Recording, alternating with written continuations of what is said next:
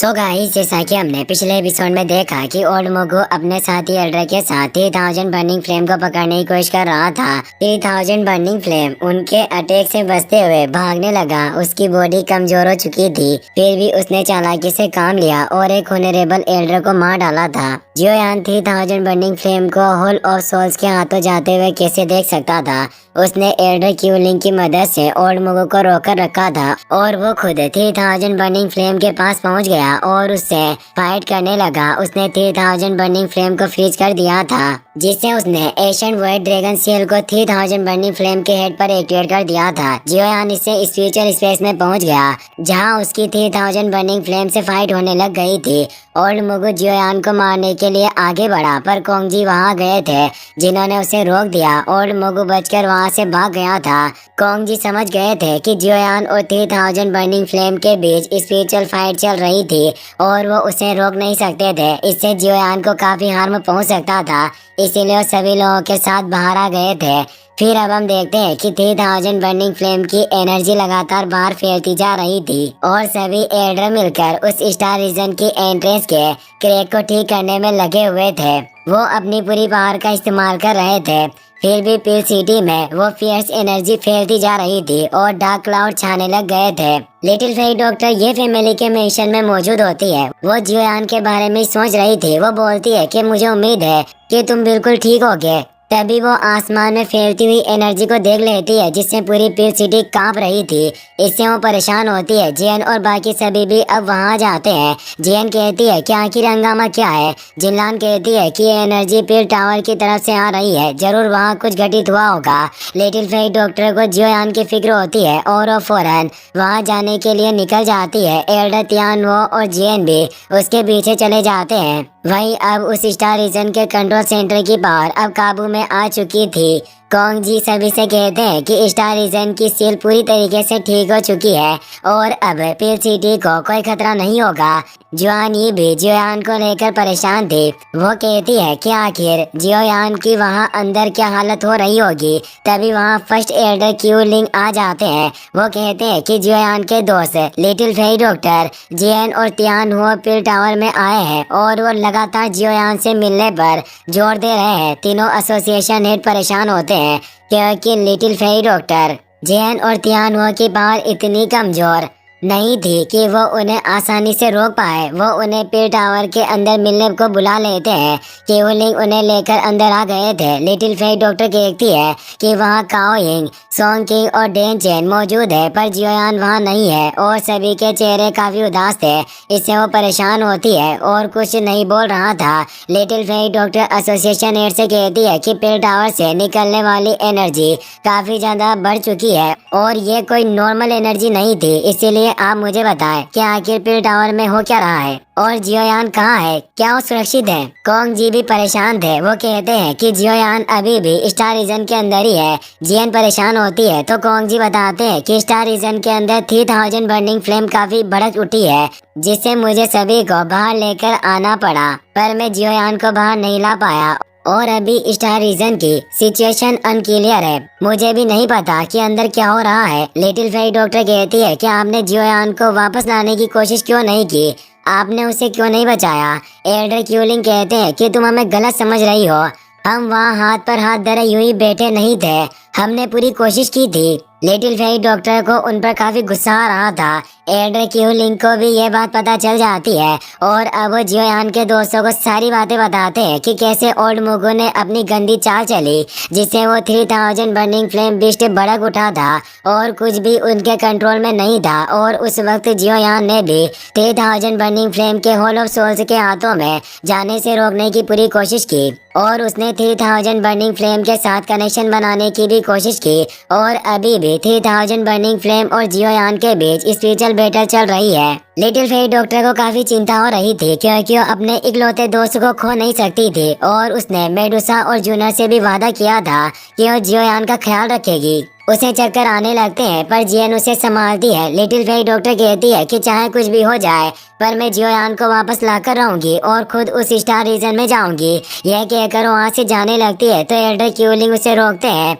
Little fairy doctor कहती है कि रास्ते से हट जाओ।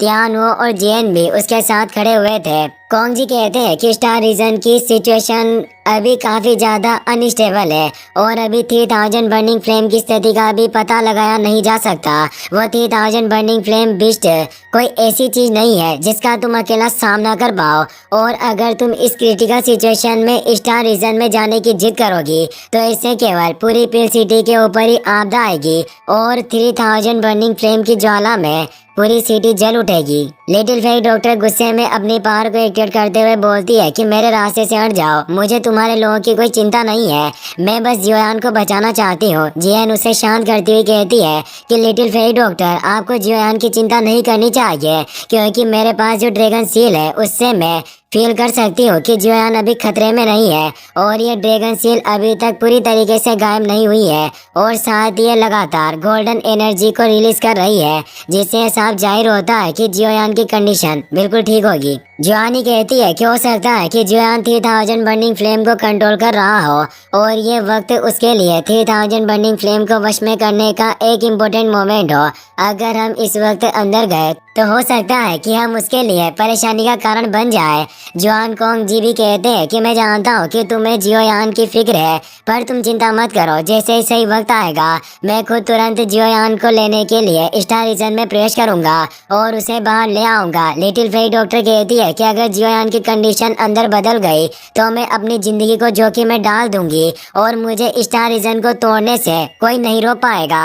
यह कहकर वहाँ से निकल जाती है। कॉन्ग जी इससे परेशान होते हैं और अब हमें स्टार रीजन का सीन दिखाया जाता है, जहाँ जियोयान और 3000 बर्निंग फ्लेम के बीच अभी भी स्पिरिचुअल फाइट चल रही थी। जियोयान ने खुद के चारों तरफ एक प्रोटेक्टिव बैरियर को एक्टिवेट कर लिया था, जिससे वो 3000 बर्निंग फ्लेम के अटैक से बच रहा था। 3000 बर्निंग फ्लेम उसे कहता है कि क्या तुम हमेशा के लिए इस बैरियर के अंदर छिपे रहोगे? मैंने कभी नहीं सोचा था कि तुम इतने बड़े कायर होगे। जियोयान की कंडीशन काफी खराब हो रही थी, क्योंकि इस जगह पर 3000 बर्निंग फ्लेम अभी भी काफी पावरफुल था और वो उसे रोक नहीं पा रहा था, इसलिए उसने बैरियर को क्रिएट किया था। पर अब 3000 burning flame beast star power को कंडेंस करता है और उससे एक फियर्स फायरबॉल को क्रिएट कर लेता है, जिससे वो जियोयान के बैरियर पर अटैक करता है। जियोयान अपनी फुल पावर से उसे रोक लेता है, पर वो बर्निंग फ्लेम वापस से जियोयान पर अटैक करने लगता है। जियोयान परेशान होता है क्योंकि वो इस अटैक को रोक नहीं सकता था। बर्निंग फ्लेम बिस्ट कहता है कि तुम अब नरक में जाओगे, तुम्हें कोई नहीं बचा सकता।